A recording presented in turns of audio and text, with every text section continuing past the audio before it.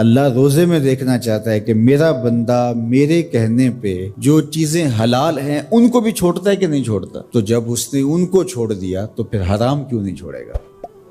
اور جس نے روزے میں حرام بھی نہیں چھوڑا، غیبت بھی نہیں چھوڑی، جھوٹ بھی نہیں چھوڑا، لوگوں کو اذیت دینا بھی نہیں چھوڑا، تلخ رویے بھی ترک نہیں کیے، گالی گلوچ سب و شتم کا مزاج بھی ترک نہیں کیا، لوگوں سے رشوت لینا اور لوگوں کو اذیت دینا بھی ترک نہیں کیا، تو پھر وہ بھوک کاٹ رہا ہے. وہ اللہ کے حکم کی تعمیل نہیں کر رہا ہے، وہ تو کہہ رہا ہے کہ میں تمہارا امتحان لینا چاہتا ہوں، تم حلال بھی چھوڑو گے اور یہ حرام بھی چھوڑنے کے لیے تیار نہیں ہے.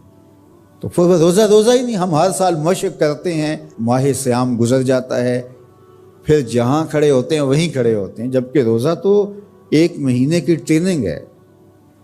1 مہینے کی ٹریننگ کے بعد ہمارے عیب جھڑ جانے چاہیے، ہمارے گناہ دھل جانے چاہیے، ہمارے اندر کو تقوی کے نور سے مالا مال ہو جانا چاہیے. لیکن ہم نے مشق کی نہیں، ہم کام چور رہے. تو پھر نتیجہ کیا ہوا کہ جہاں کھڑے تھے وہیں رہے.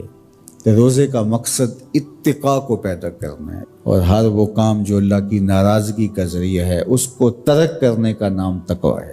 اور اگر کوئی ایسا کام سرزد ہو جائے جو اللہ کی ناراضگی کا سبب اور ذریعہ ہے تو فوراً توبہ کی جائے، رجوع کیا جائے، ایسے امور بجا لائے جائیں جو اللہ کی رضا کا سبب اور ذریعہ بن جائیں.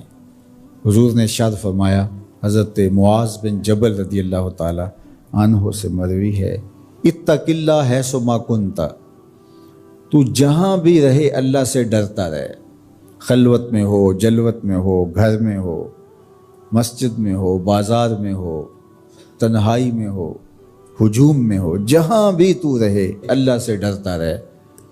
وَأَتْبِعِ السَّيِّئَةَ الْحَسَنَةَ، اور اگر تم سے کبھی کوئی گناہ سرزد ہو جائے تو فوراً نیکی کر، تم ہوا وہ نیکی اس گناہ کو مٹا ڈالے گی. وَخَالِقِ النَّاسِ بِخُلُقٍ حَسَنٍ، اور لوگوں کے ساتھ اچھے اخلاق کے ساتھ پیش آنا. تو نیکی کرنے کے بعد، تقوی اختیار کرنے کے بعد، تیسری بات حضور نے جو ارشاد فرمائی، حضور سے بڑا حکیم کون ہو سکتا ہے؟ میرے ماں باپ حضور پہ قربان.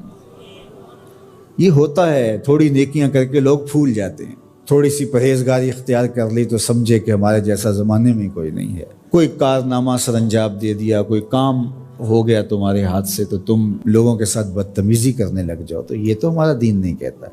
تو فرمایا اتق اللہ حیث ما کنت، جہاں بھی رہے ایک تو اللہ سے ڈرتا رہنا، اور دوسری بات ارشاد فرمائی اتبع السیئۃ الحسنہ، جب تم کوئی برائی کر بیٹھو تو اس کے فوری بعد تم نیکی کرو، تم ہوا وہ مٹا ڈالے گی. اس کو لکھتے لکھتے دھبا لگ جائے تو اس کو ریموو کر دیتے ہیں نا. زندگی میں چلتے چلتے گناہ سرزد ہو جائے تو نیکی سے اس کو ریموو کر دو، تم ہوا مٹا ڈالے گی اس کو. اور پھر تیسری بات فرمائی وَخَالِقِ النَّاسِ بِخُلُقٍ حَسَنٍ، لوگوں سے رویہ اچھا رکھنا، لوگوں کے ساتھ حسن سلوک سے پیش آنا، بدتمیزی کی زندگی نہ گزارنا. قیامت کے دن جب اعمال تولے جائیں گے، سب سے زیادہ وزن جس عمل کا ہوگا وہ حسن خلق ہے، جو پلڑے کو جھکا دے گا. تو کبھی اپنے رویوں کو کھردرا نہ ہونے دینا. تو ہمارے رب نے ہمیں تقوی اختیار کرنے کا حکم عطا کیا، اور رمضان المبارک موسم ہے تقوی کے حصول کا. زندگی ثمر بار ہوتی ہے اور تقوی کا پھل لگتا ہے. روزہ تقوی کی نشأت کا ذریعہ ہے. روزہ پیدا کرتا ہے اتقاء، لعلکم تتقون، اس پہ شاہد عادل ہے. تو اس لیے مجھے اور آپ کو جائزہ لینا پڑے گا کہ ان دنوں کے اندر ہمارے اندر کوئی تقوی پیدا ہوا ہے یا نہیں ہوا.